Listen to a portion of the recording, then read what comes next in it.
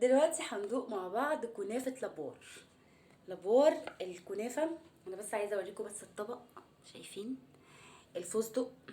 بصوا بأمانة الله، يعني شايفين الطبقة اللي هي فيها الابيض ده؟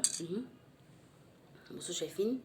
تعالوا كده اقول لكم الطعم وهدوق معاكم واقول لكم الطعم بأمانة بمصداقية بصراحة.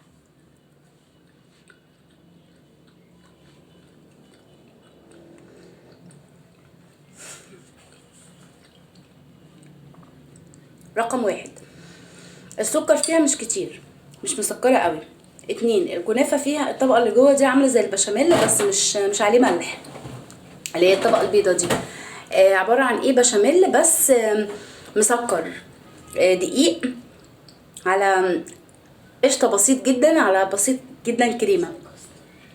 طعم مش مسكر قوي، بس بالنسبة لي كنافة البيتي احلى. فيديوهات الوصف دي للاسف لازم تاخد وقت طويل، ما ينفعش تبقى شورتس. بصوا شايفين، هو ده اللي انا بتكلم فيه. شايفين؟ بصوا من بعيد حلوه مش وحشه يعني. هي بصوا انا القطعه دي تعتبر حلوه. بصوا يعني انا شايفه ان هي يعني ما تستاهلش الثمن بتاعها، يعني ثمنها اوفر قوي للطعم. الكنافه اللي بتتعمل في البيت احلى واجمل. شويه الفستق دول يعني انا سهل قوي ان انا اجيب كام فستق واعملهم، بس بصراحه الكنافه البيتي لا يعلى عليها. دول عاملينها بالبشاميل على فكره، يعني في ناس بتعملها بالجبنه القريش، يعني انا عندي خالته بتعملها بالجبنه القريش ومش بالدين.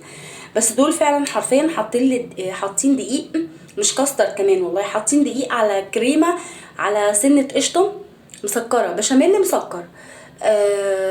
يعني هو لابوار اسم بس يعني، بس الكنافه بتاعت البيت احلى.